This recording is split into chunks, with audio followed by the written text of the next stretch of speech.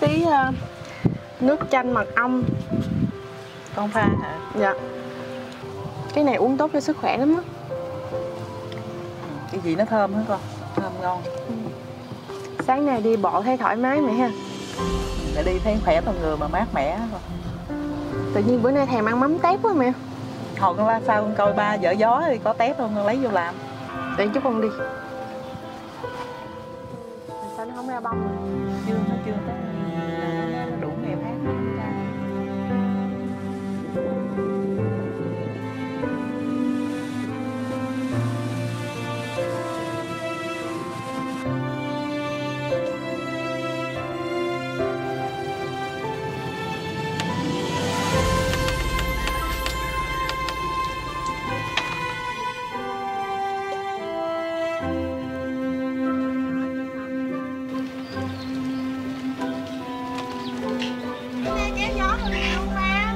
Chắc cũng đủ ăn rồi con.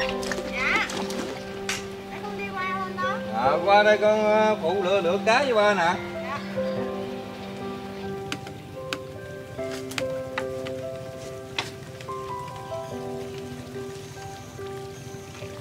Thôi, cái này có lý. Rồi ổi cá. Có tép cá rồi nhóc hết trơn vậy ba? Nè, cá tép đủ loại. Dạ. Để con lựa mớ tép về nha.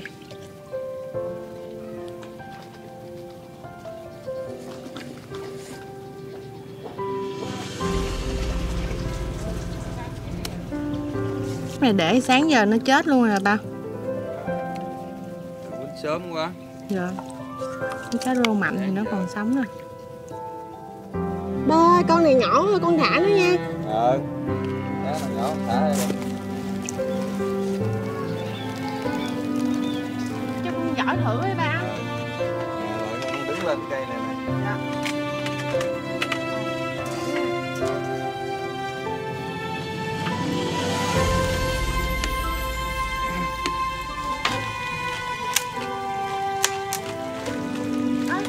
Sao có con cá vậy? Rồi có con là quý rồi, sáng bà dở mấy cái không có con nào luôn á.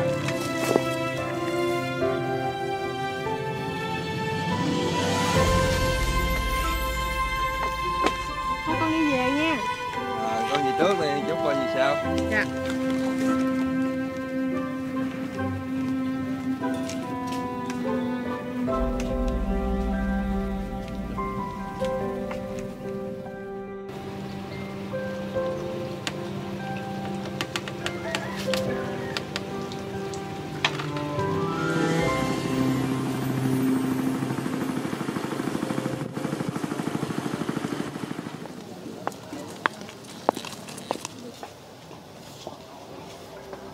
Mẹ. Con mới về hả? Dạ. Ba về chưa con? Ba về sao mẹ? Này còn mới tép nè, chút nữa làm tép ngon. Con xuống dưới đi xíu mẹ xuống mẹ phụ. Dạ.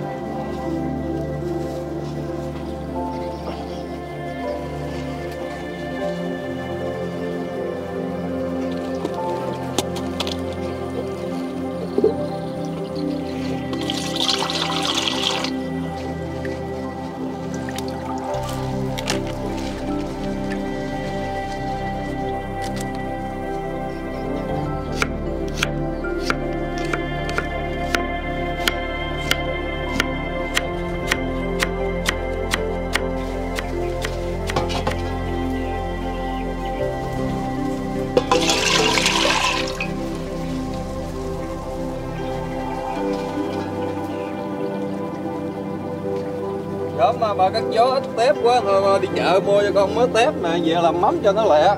Trời ơi, có lý quá vậy. Con coi nè. Rồi, tép này ngon lắm, làm mắm vừa lắm á. Rồi, để con rửa luôn, làm luôn. Con làm nghe ba vô à. Dạ.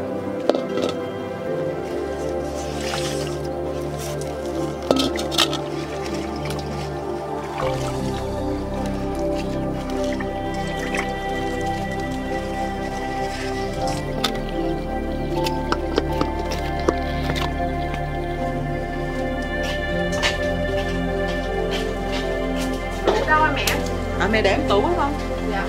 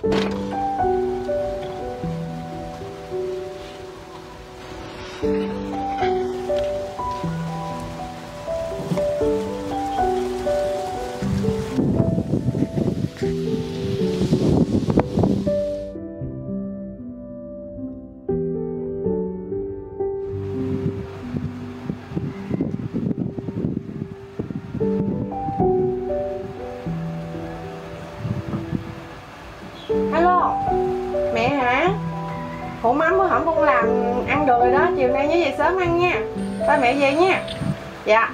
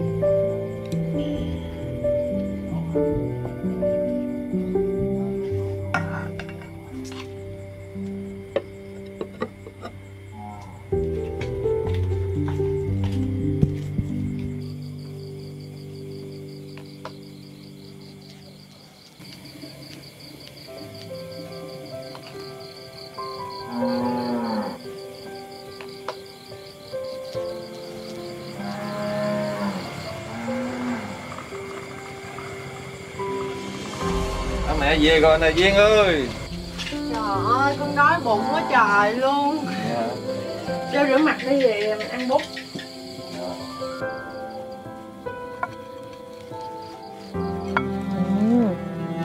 Nè ba. Tết bữa ba đem về đấy Duyên. Dạ. Cũng được quá.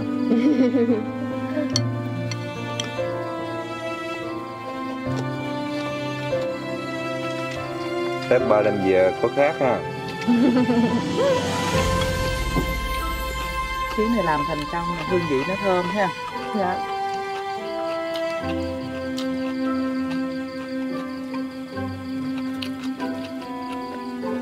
Mai mốt ba đi cất gió về cho con làm nữa nha. Ngon quá, mai mốt mình làm món này ăn nữa quá. Đi về mệt gặp món này ăn là nhức nách luôn. Mắm thơm ở chai, miếng sắp nha.